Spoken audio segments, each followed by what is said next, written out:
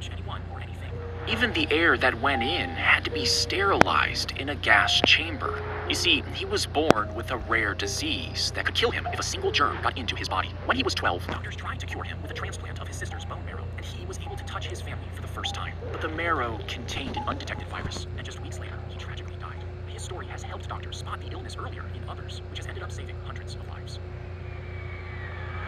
The plane hit the tower, and just an hour and 42 minutes later, it began to collapse. Deep in the core, a small group of rescuers were carrying a woman down a stairwell as they felt the tower crumble. Now, as each floor above them crashed into each other, everyone inside perished. But the collapse actually didn't fall perfectly vertical. The floors appeared to have shifted unevenly, tilting some of the weight outward and away from the center. As they heard it crash down above them, they knew they were doomed. But the central position and the way the rubble fell somehow left a pocket of space protected. A huge gust of wind pushed them down the stairs as the outer structure was stripped off and the stairwell was literally exposed. Everything else was obliterated, but part of stairwell B stood in the rubble, and the 14 people inside survived.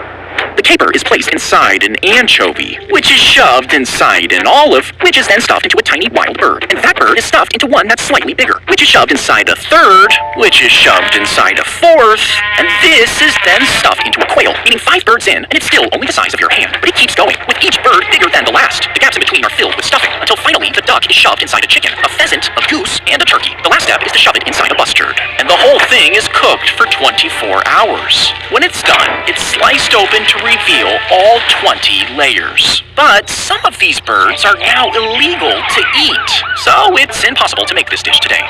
They packed the tube with gunpowder, drilled a hole for the fuse, and secured the top with tape. Then they loaded it with colored powder. You see, the plan was to fire it, and the color of the powder would reveal the gender of their baby. But they decided to add extra gunpowder, thinking it would make the reveal more impressive. Now, when they lit the fuse, it ignited, but the force of the blast shattered the metal casing, sending shrapnel flying through the air. They all dove for cover, but one piece of metal flew too fast and struck the grandma in the head. Now, they called 911, but it was too late. By the time the powder cleared, the only color left was red, and she died without ever learning the gender of her grandchild.